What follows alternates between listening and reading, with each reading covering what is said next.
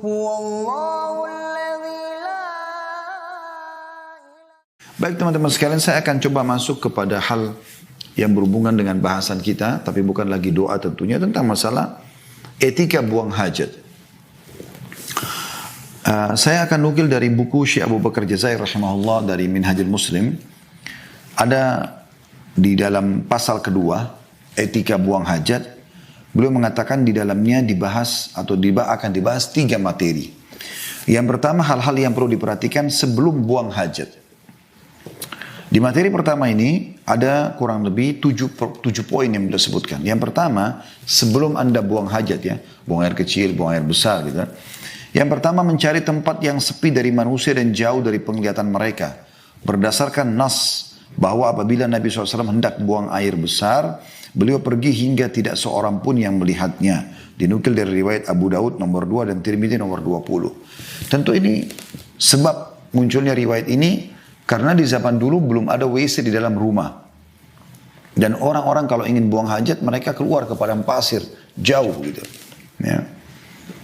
Dan masih berlaku di zaman kita sekarang, kalau seseorang lagi pergi ke satu lokasi, misalnya Anda lagi keluar kota, Anda naik mobil ya, Anda kebelet mau buang air besar, buang kecil, Anda tidak ada rumah masyarakat, Anda berada di sebuah tempat yang sangat jauh, maka tetap di sini berlaku adabnya. Karena kita temukan ada sebagian orang, mohon maaf mungkin tidak asing yang Anda pernah lihat, supir mobil misalnya atau kendaraan tertentu, dia membawa mobilnya ataupun dia menyupiri mobil tersebut, dia kalau kebelet kencing atau dia turun di pinggir jalan depan orang pun dia membuang hajatnya di got ya.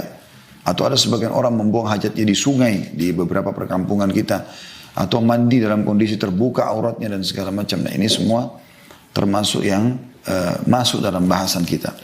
Kemudian yang kedua, tidak membawa serta sesuatu yang mengandung nama Allah Ta'ala. Berdasarkan riwayat yang menyebutkan bahwa Nabi SAW mengenakan cincin yang bertulis Muhammad Rasulullah. Jadi ada Rasulullah ya, utusan Allah. Namun apabila beliau hendak masuk ke tempat buang hajat, maka beliau menanggalkannya.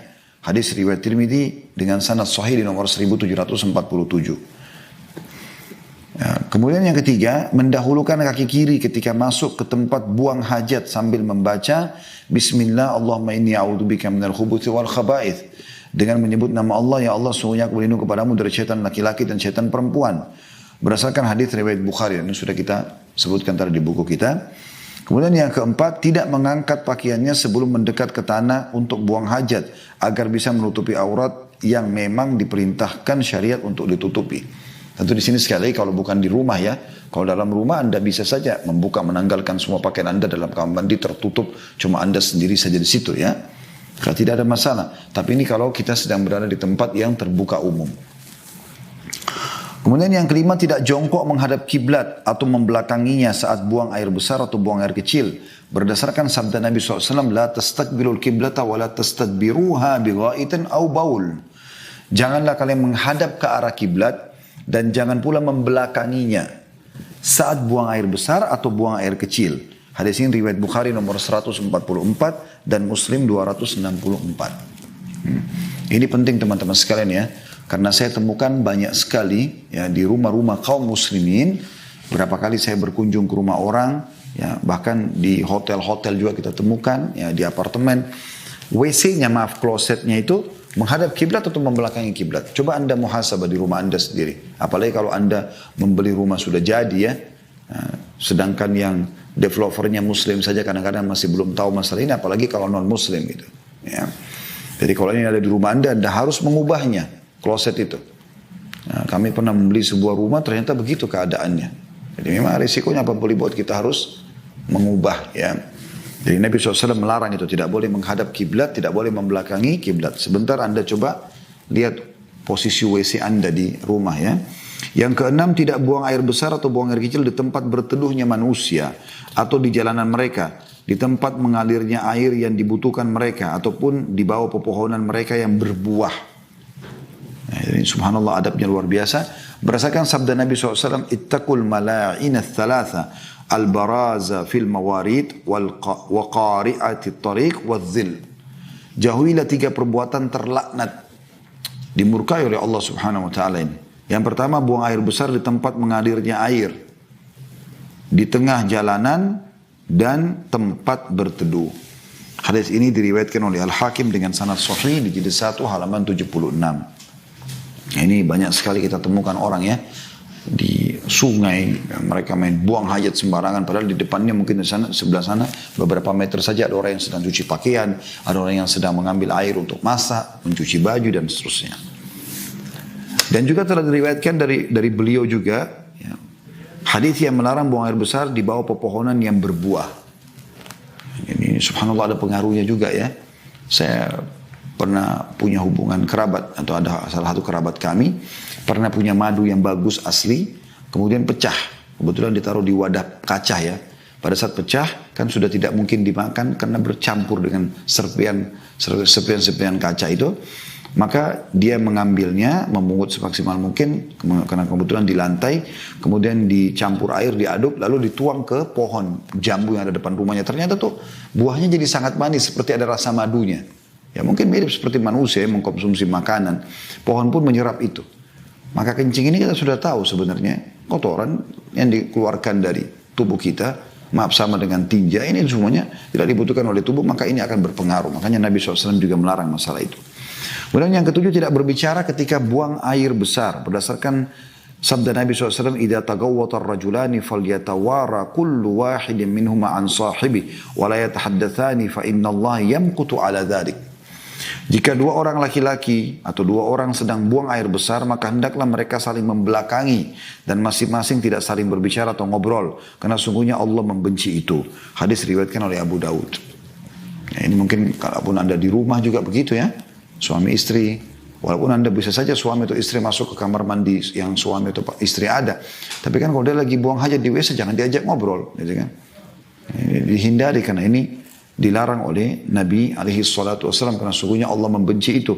Atau mungkin Anda berada di mall ya, atau mungkin di masjid ya, biasanya kan WC-nya itu bersebelah-sebelahan ya, sehingga dia ngobrol sama temannya sambil buang hajat. Ini termasuk yang dilarang tentunya. Nah ini 7 poin teman-teman sekalian sebelum ya buang hajat.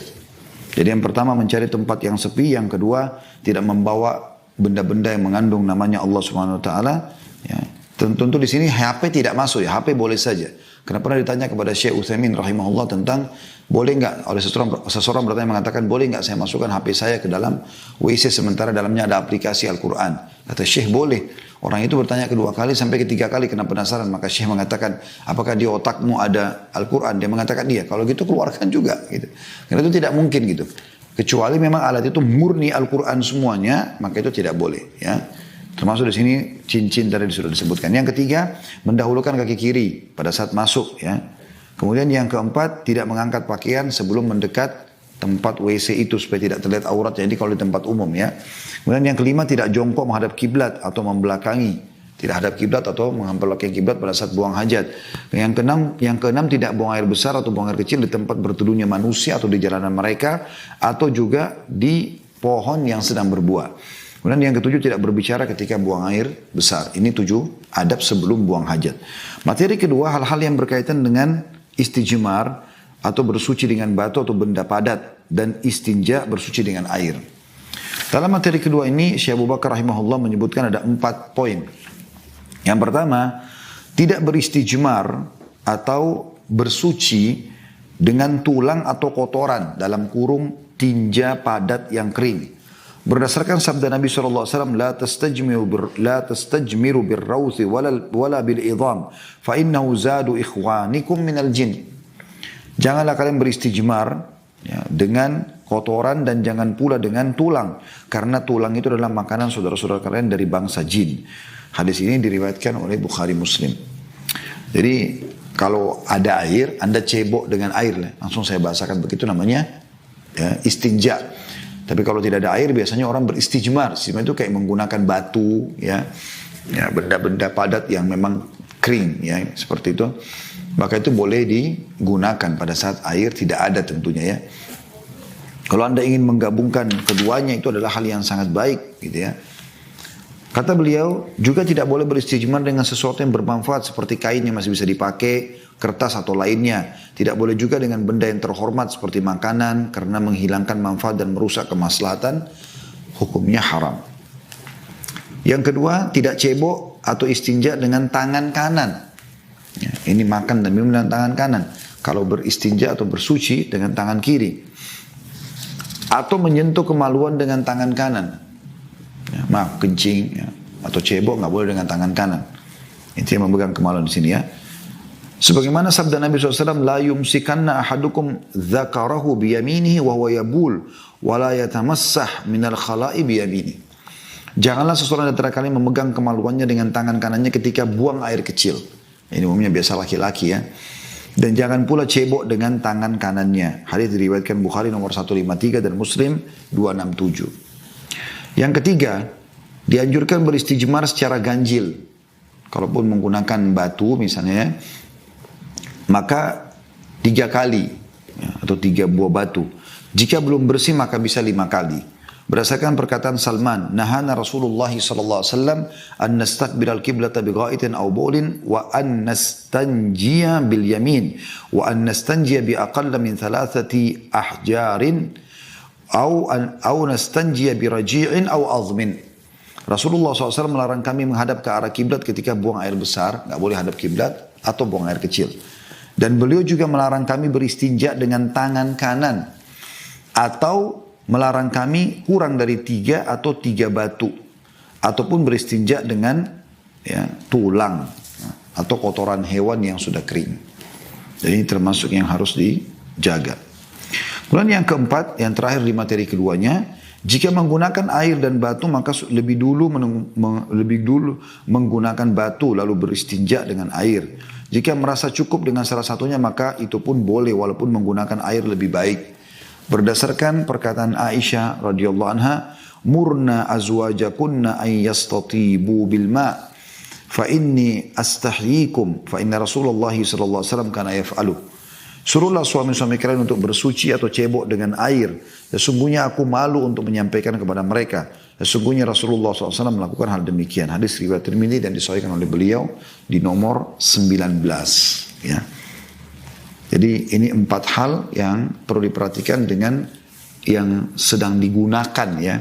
Yang sedang digunakan maksudnya proses pada saat sedang istinja itu sedang berlaku pensucian itu. Ya. Jadi sekali lagi Anda menggunakan air jauh lebih baik ya. Dan Anda sempurnakan dengan batu itu juga boleh. Penduduk Kuba itu Masjid Kuba di Madinah ya, dipuji oleh Allah Subhanahu wa taala dalam Al-Qur'an yang bunyinya a'udzubillahi minasyaitonir rajim. Fihi rijalun yuhibbuna an yatatahharu wallahu yuhibbul mutahhirin. Potongan ayat tentunya ini ya. Di sekitar Kuba itu ada laki-laki yang suka sekali bersuci dan Allah suka dengan orang yang suka bersuci. Bagaimana sucinya? Sebagian ahli tafsir mengatakan mereka menggabungkan antara istinja bersuci dengan air dan istijmar bersuci dengan batu. Nah, di sini Syekh Abu Bakar Jazair rahimahullah menganjurkan agar bersuci dengan batu dulu baru air. Ada juga yang mengatakan air dulu baru batu. Ya seperti itulah. Tapi kalau Anda cukupkan dengan air maka itu sudah tercukupkan buat Anda tentunya. Ini berhubungan dengan masalah istijmar dan istinja ya. Juga poin penting di sini teman-teman sekalian, jangan mubadzir dalam menggunakan air ya. Harus hati-hati. Serta hati-hati juga dengan percikan-percikannya. Jadi spoit Anda di rumah, di kamar mandi, mohon maaf di WC, jangan terlalu kencang airnya, gitu kan, supaya tidak mercik ke sana sini, sehingga bisa menyebarkan najis di sana sini, gitu kan. Jadi coba dijaga adab-adab seperti ini tentunya. Ya. Kemudian materi yang ketiga dan terakhir, insya Allah setelah ini kita akan buka pertanyaan, hal-hal yang diperlukan setelah buang hajat. Ya, jadi kita sudah bahas sebelum buang hajat, kita sudah bahas sementara apa yang dilakukan pada saat bersuci, dan ketiga adalah setelah buang hajat. Yang pertama, mendahulukan kaki kanan ketika keluar dari tempat buang hajat, karena begitulah yang dilakukan oleh Rasulullah Sallallahu Alaihi Wasallam. Jadi di sini ada 2 poin ya, 2 poin. Jadi setelah buang hajat, mendahulukan kaki kanan pada saat keluar. Tentu ada ulama juga menambahkan, yaitu mengenakan dan menutup aurat sebelum keluar di waktu kita sekarang ini ya. Karena ada sebagian orang misalnya dia keluar dari WC atau dari kamar mandi karena dia pikir ini kamarnya dia sendiri, maka dia menyelonong keluar tanpa pakaian. Ada malaikat di situ. Ada Allah Subhanahu wa taala yang melihat kita.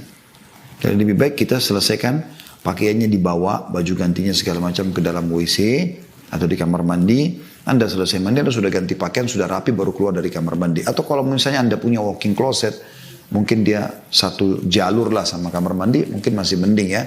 Yang penting jangan teman-teman sekalian dulu alalang sana sini dengan tidak menggunakan pakaian di rumah. Itu usahakan dijaga. Maksud saya di dalam kamar ya, kita bicara kamar pribadi. Jadi usahakan dia lebih bisa menjaga masalah itu. Walaupun dia boleh saja kayak masalah biologis, dia boleh saja tidak mengenakan busana bersama pasangannya, itu dihalalkan dalam agama. Tapi di sini adabnya ya, dia menyelesaikan pakaian kalau bukan karena biologis di dalam kamar mandinya, baru kemudian dia keluar, dan itu jauh lebih baik tentunya. Apalagi kalau Anda punya anak-anak ya, kalau Anda punya pembantu rumah tangga di rumah yang mungkin akan bisa saja pintu lupa ditutup, terlihat dan segala macam hal. Jadi ini juga termasuk tambahan, walaupun di sini 2 poin, tapi saya tambahkan tadi 1 ya. Kita baru baca pertama dari Syekh Abu Bakar, yaitu keluar dengan kaki kanan. Lalu saya tambahkan poin keduanya tadi, yaitu ya mengenakan menutup aurat sebelum keluar dari WC itu sendiri. Yang ketiga mengucapkan ghufranak tadi, doa yang sudah kita katakan, ampunanmu wahai Tuhanku. Lalu beliau menambahkan atau membaca, ini tambahannya, alhamdulillahilladzi adhaba annil adza wa afani. Alhamdulillah, segala puji bagi Allah, alladzi yang adhaba anni, menghilangkan penyakit, menghilangkan dari aku, al-adha, ya, penyakit, dan juga wa'afani, dan menyehatkanku. Hadits ini diriwayatkan Abu Daud nomor 30, Tirmidzi nomor 7 dengan sanad hasan. Ya. Jadi hadits ini teman-teman, atau doa ini juga sangat bagus untuk dibaca. Jadi selain ghufrana kita membaca alhamdulillahilladzi adhaba annil adha wa'afani. Ya. Dan ini menandakan memang Allah subhanahu wa ta'ala mengeluarkan penyakit dari kita. Maaf, dengan tinja yang keluar itu kan sisa-sisa yang tidak dibutuhkan oleh tubuh. Makanya baunya pun kurang sedap. Dan kita dengan hikmah Allah SWT, bentuk kasih sayang Allah kepada kita, kita nggak bisa menolaknya kalau dia mau keluar. Karena kalau tinggal dalam tubuh manusia akan luar biasa, bisa merusak segala macam dalam tubuh manusia. Saya ingat dulu pernah ada kasus seorang kapten kapal dari orang Amerika, meninggal di kapal. Saya dapatkan beritanya pada saat itu beberapa tahun yang lalu tentunya. Sudah sangat lama, saya tidak ingat tahunnya tahun berapa. Tapi dia ditemukan meninggal di WC di kapal pesiar waktu itu ya. Saya tidak sengaja mendapatkan informasinya pada saya, tapi saya jadikan juga hikmah yang bisa kita ambil gitu ya.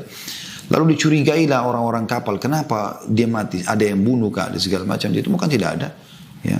Kamar mandi terkunci dari dalam dan segala macam lah. Intinya tidak ditemukan ada indikasi ada yang membunuhnya. Kemudian diadakan penelitian, kira-kira ada apa, karena ini kapten kapal ini sampai ada sesuatu gitu. Ditemukan ternyata salah satu faktor secara medis ya penelitian itu. Jadi ada semacam gas yang terhirup kembali ya, ke tubuhnya yang menjadi penyebab faktor dia meninggal. Kalau kita sebagai muslim kita tahu tentunya ajal datang. Tapi begitu penelitiannya, dan ternyata ditemukan, diteliti kotorannya dia, itu sudah 3 hari dia nggak keluarkan. Ya. Subhanallah, berarti menandakan dia adalah penyakit. Dan doa ini menyebutkan masalah itu. Alhamdulillahilladzi adhaba annil adha. Segala puji bagi Allah yang telah menghilangkan dari aku penyakit. Itu yang jadi penyakit. Wa'afani, dan menyehatkanku. Dengan keluarnya itu maka aku jadi sehat. Nah, ini tadi sudah kita sebutkan. Hadis diriwayatkan, hadis sahih dan diriwayatkan Ibnu Majah. Maaf, hadis diriwayatkan Ibnu Majah, tidak disebutkan sahihnya. Hadis diriwayatkan Ibnu Majah nomor 301. Juga ada doa yang beliau sebutkan 2 di sini, tapi saya tidak temukan ada riwayat ya, atau tidak dinukil dari buku apa gitu. Beliau menyebutkan doa yaitu alhamdulillahilladzi ahsana ilayya fi awwalihi wa akhirih. Alhamdulillah, segala puji bagi Allah alladzi yang ahsana ilayya fi awwalihi wa akhirih. Yang telah ya, berbuat baik padaku pada awal dan akhirnya. Maksudnya pada saat aku makan, kemudian mana yang tersortir menjadi makanan, dan akhirnya adalah pada saat terbuang dalam bentuk kotoran yang tidak dibutuhkan oleh tubuh. Atau alhamdulillahilladzi adzaqani ladzatahu wa abqa fi quwwatahu wa adhaba anni adzahu. Alhamdulillah, segala puji bagi Allah, alladzi adzaqani, yang telah membuatku merasakan ladzatahu, kelezatan makanan. Wa abqa fiyya quwwatahu, wa abqa fiyya quwwatahu, dan membiarkan kekuatannya tetap padaku. Maksudnya memberikan aku kekuatan dari makanan tersebut. Wa adhaba anni adzahu, dan menghilangkan penyakit dariku. Ya, menghilangkan penyakitnya, maksudnya penyakit yang disebabkan oleh makanan tersebut dariku dengan keluarnya tinja. Ya. Maka ini adalah doa-doa, kata beliau, semua doa ini disebutkan dalam kitab-kitab hadis dan derajatnya hasan. Walaupun dua hadis yang terakhir beliau tidak nukil ya, riwayat yang dari mana atau diambil dari riwayat mana hadis ini, tapi ini semua memiliki makna-makna yang baik teman-teman.